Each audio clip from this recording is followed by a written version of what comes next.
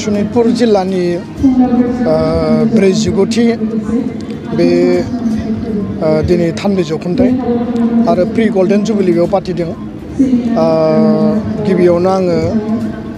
सनितपुर जिल्ला एबसुआ दाजेननायनिफ्राय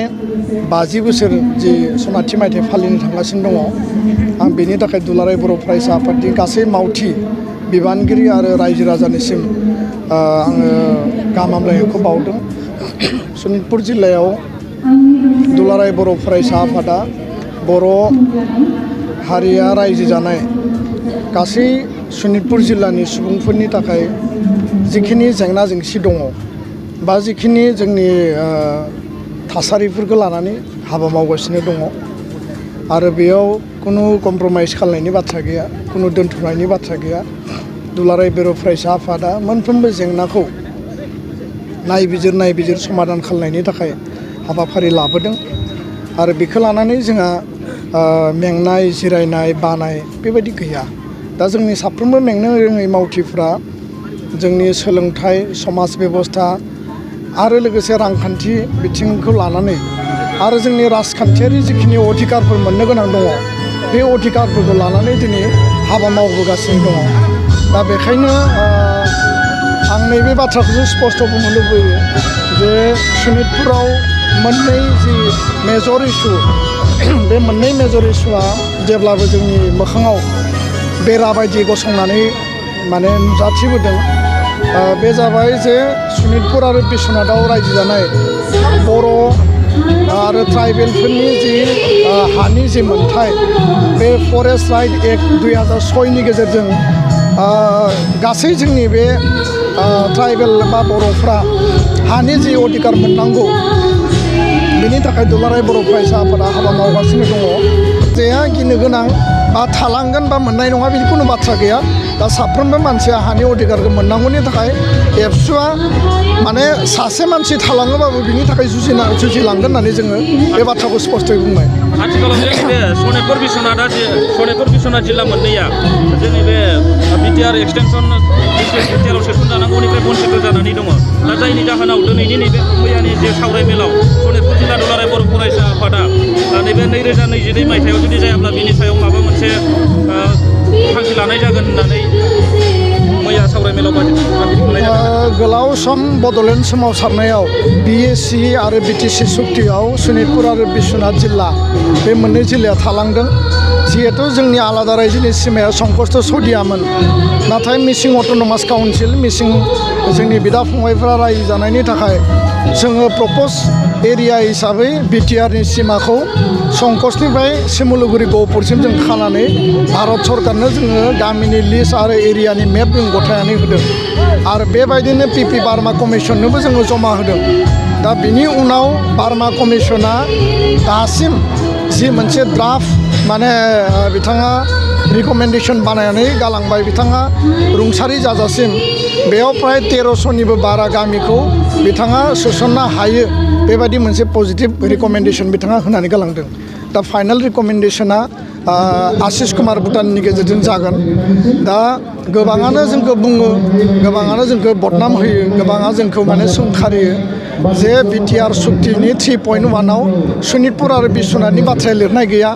बे बाथ्राया मिसा, बेयाव माने कुनु गामि सोसननायनि बाथ्रा लिरनाय गैया। बे बाथ्राखौ लानानै माखासे जोंनि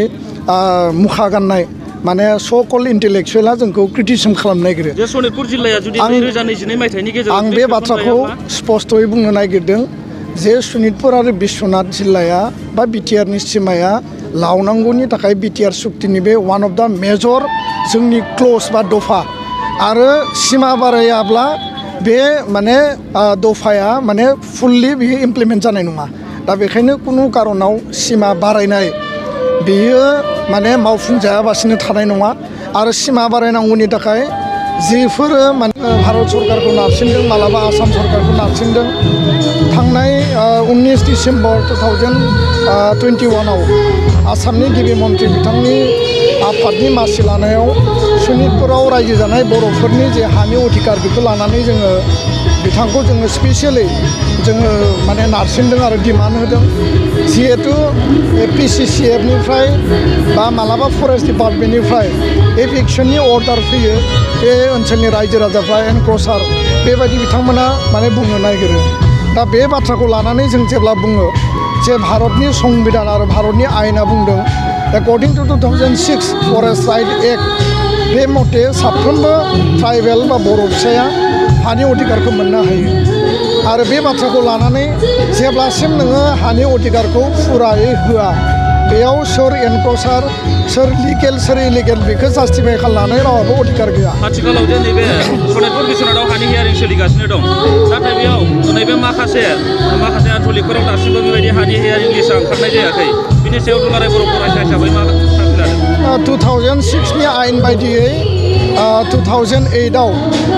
सनितपुर बिश्वनाथनि गासै 21,000 माने फेमिलिया माने क्लेम खालामदोंमोन हानि पट्टा मोननो थाखाय बा फरेस्ट राइट मोननो थाखाय आरो बे 2008नि जि क्लेमेन्टस डाटा बेखौ लानानै आथिखालाव माने हियारिं खालामबाय थादों माखासे ओनसोलाव GPS मेपिं जाबाय दा दाख्लैबावै 22 तारिख नैबे फेब्रुवारियाव सनितपुर DC अफिसाव आसामनि मन्त्रि UG ब्रह्मनि मासि लानायाव BTR आरो बर' कसारि काउन्सिल जथायै बाहागो लादों आरो एबसु आरो बर' थुनलाइ आफादा बाहागो लादों दा बेयाव हग्राजुलि ओनसोलनि 25टा आरो गासै सनितपुर जिल्लायाव 45टा FRCनि हियारिं लिस्टआ फैयाखै बेखौ लानानै जोङो जुक्ति होदों तर्क खालामदों आरो बिथांमोना बुंदों जे डाटाया मिसिं जादों दा बेयाव आसामनि WPTनि प्रिन्सिपाल सेक्रेटारि मुकेश चन्द्र साहुआ क्लियार खालामदों जे डाटा मिसिं जानायजों खुनु बाथ्रा गैया जाय मानसिफोरनि माने हियारिंआ जायाखै बिथांमोननिफ्राय गोदान एप्लिकेसन लानांगौ आरो डकुमेन्ट्सखौ लानानै भेरिफाइ खालामनानै बिथांमोननो हानि अधिकारखौ होनांगौ आरो बे बाथ्राया दाख्लैनि रायलायनायाव डिसिसन जाबाय बे पन्सायतनि आवथानि बाहेराव बे बाथ्राखौ जों बुंदों आरो बेखौ पन्सायतनि राज दानांगौ होननानै बेखौनो सोरबा माने भुवा इन्टेलेक्सुवेला बुंदों जे BTR-आवनो हाबखासिगोनबालाय मानो पन्सायत नांगौ BTC जानायनि सिगाङाव BSCनि समाव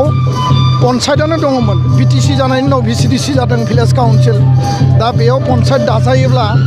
जोङो सुबिदानिफ्राय बन्सित जानाङा आरो बे पन्सायतखौनो लानानै भिलेज काउन्सिल जागोन